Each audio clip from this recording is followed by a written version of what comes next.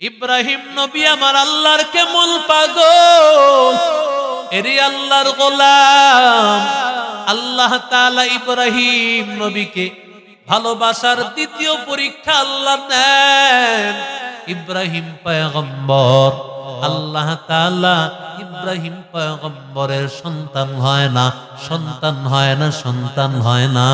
100 বছর বয়সে আল্লাহ তাআলা দান করলেন ইসমাঈল। আরো জোরে কোন সন্তান দেওয়ার মালিক কে? আর জোরে বলেন, সন্তান দেওয়ার মালিক আমার আল্লাহ। আল্লাহ ডাক দিয়া বলেন, লিল্লাহি মুলকুস সামাওয়াতি ওয়াল আরদ ইয়াখলুকু মা ইয়াশা ইয়াহাবু লিমান ইয়াশাউ ইনাসাও ওয়া ইয়াহাবু লিমান ইয়াশাউ যুকুর। আমি আল্লাহ তাআলা আসমান জমিনের আল্লাহ। আমি আল্লাহ কাউকে ছেলে দেই, আমি আল্লাহ কাউকে মেয়ে দেই, আমি আল্লাহ কাউকে ছেলেও দেই না, মেয়েও দেই না। এরে আল্লাহর বান্দারা, আল্লাহ তাআলা 100 বছর বয়সে আল্লাহ একটা ছেলে দান করলেন ইসমাঈল। কেমন সন্তান! ইসমাঈল আলাইহিস সালাতু ওয়াস সালাম এত বছর বয়সে বাবার কাছে যখন সন্তান আসছে, কেমন মায়া বাবার! একটা সন্তানকে 100 বছর বয়সে আল্লাহর কাছে চাইতে চাইতে যাকে পাইলেন, আল্লাহর কুদরত আল্লাহ পরীক্ষা করতে চান। আল্লাহ ডাক দিয়া ইব্রাহিম, তোমার স্ত্রীকে নিয়ে যাও। স্ত্রী হাজেরা এবং কোলের বাচ্চাটা মাত্র দুধ পান করে, এই বাচ্চাটাকে নিয়ে যাও জনমানবহীন প্রান্তর, মরুভূমি অঞ্চল মক্কার প্রান্তরে গিয়া রেখে আসো। সিরিয়া থেকে এত দূর, এত দূরে যখন সন্তান এবং মাকে রাখিয়া যাচ্ছেন, বিদায় হয়ে যান। কয়েকটা খেজুর আর সামান্য কিছু পানি, এগুলো রাখিয়া ইব্রাহিম পয়গম্বর বিদায় হয়ে চলে যাবেন। ইব্রাহিম পয়গম্বর যখন চলে যাচ্ছেন, স্ত্রী হাজেরা ডাক দিয়া কয়, স্বামী আমার, কোথায় আপনি চলে যাচ্ছেন? আপনি কোথায় চলে যাচ্ছেন? কোথায় আমাদেরকে রেখে চলে যান? ইব্রাহিম নবী কিছুই বলেন না। আবার বিবি ডাক দিয়া কই, স্বামী, কার কাছে রেখে যান ও স্বামী? স্বামী কোনো জবাব দেয় না, কোনো জবাব দেয় না। তৃতীয়বার বিবি তো সাধারণ কোন বিবি না, কারণ তিনি ইব্রাহিম নবীর বিবি, ইব্রাহিম নবীর স্ত্রী। তাকে আল্লাহ যেমন তেমন ভাবে আল্লাহ বানায় নাই।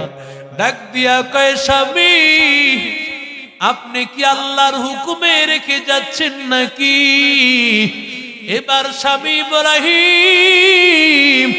ইব্রাহিম নবী ডাক দিয়া কয়, বিবি, আল্লাহর ইশারায় আল্লাহর হুকুমে তোমাদেরকে রেখে যাচ্ছি। এই কথা শোনার পর হাজেরা ডাক দিয়া কয়, স্বামী আমার, আল্লাহর হুকুমে যদি রেখে যান, কোনো চিন্তা নাই, কোনো টেনশন নাই, আল্লাহ আমাদেরকে হেফাজত করবে। হাসবুনাল্লাহু ওয়া নি'মাল ওয়াকিল, নি'মাল মাওলা ওয়া নি'মান নাসীর। এই আয়াত ইব্রাহিম পয়গম্বর আগুনের মধ্যে পড়েও এই আয়াত তেলাওয়াত করেছেন। আল্লাহু আকবার বলেন। আল্লাহ তাআলা আয়াত তেলাওয়াতের বরকতে আল্লাহ আগুনকে আল্লাহ বেহেশতের ফুলের বাগান বানায় দিয়েছেন। কোন বান্দা টেনশন আর পেরেশানিতে আছে, হাসবুনাল্লাহু ওয়া নি'মাল ওয়াকিল, হাসবুনাল্লাহু ওয়া নি'মাল ওয়াকিল যদি আরবি না পারেন আল্লাহর কাছে অন্তত বাংলায় বলবেন, আল্লাহ তুমি আমার হেফাজতকারী, আয় আল্লাহ তুমি আমার হেফাজতকারী, তুমি আমার জন্য যথেষ্ট, আয় আল্লাহ তুমি আমার জন্য যথেষ্ট। সমস্ত পেরেশান দূর করে দেন কে? আর আসতে বলেন, সমস্ত পেরেশান দূর করে দেন আমার আল্লাহ। কেমন বিবি ইব্রাহিম নবীর বিবি, কেমন বিবি বান্দা তাকাইয়া দেখো, ডাক দিয়া কয় স্বামী আমার, যদি আল্লাহর অনুমতি হয় কোনো টেনশন নাই, যেই আল্লাহ অনুমতি দিয়েছেন ওই আল্লাহই আমাদেরকে হেফাজত করবে। এরে নবীর আশিক উম্মতের দল, আমি মনে করি ও স্বামী, তুমি যদি লক্ষ লক্ষ টাকা ইনকাম না করো, কিভাবে আমার বাড়ি হবে, কিভাবে আমার গাড়ি হবে, সন্তানের ভবিষ্যৎ কিভাবে হবে? স্বামীকে চাপ দেয়, স্বামী এবার সুদের টাকায় ঘুষের টাকায় ইনকাম করার জন্য ব্যস্ত হয়ে যায়। কথা বলেন ঠিক না বে ঠিক? আল্লাহর উপর ভরসা নাই, কারণ আমাদের বিবির মন আমার আল্লাহর উপর ভরসা নাই, আল্লাহর উপর ভরসা নাই।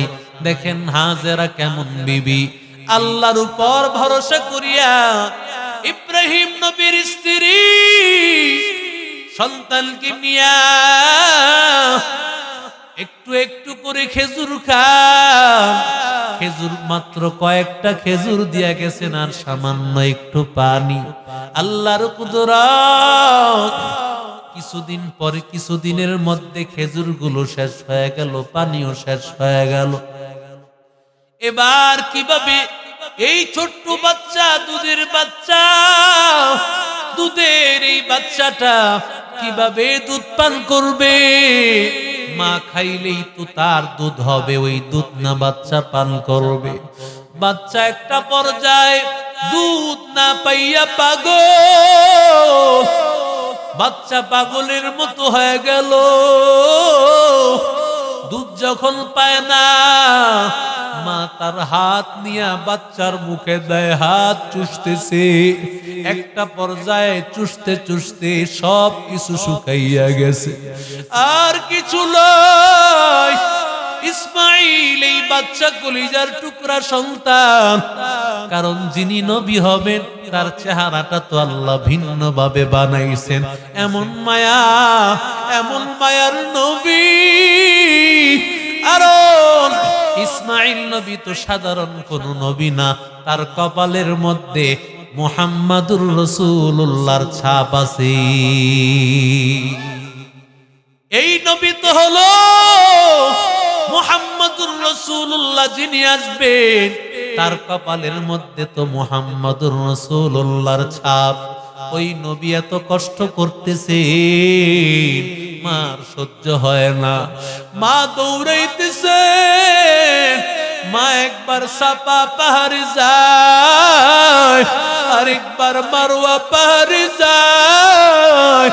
এরি আল্লাহর বান্দা মাঝখানে আবার বাচ্চার দিকে তাকাইয়া দেখে বাচ্চা কি আছে না মারা গেল। এরি আল্লাহর বান্দা যুবক, আল্লাহ তাআলা কেমন ভাবে হাজেরার আমলকে আল্লাহ এমন ভাবে কবুল করে ফেলেছেন, এমন ভাবে কবুল করে ফেলেছেন, কিয়ামত পর্যন্ত যত হাজী সাহেব হজ করতে যাবে সবার জন্য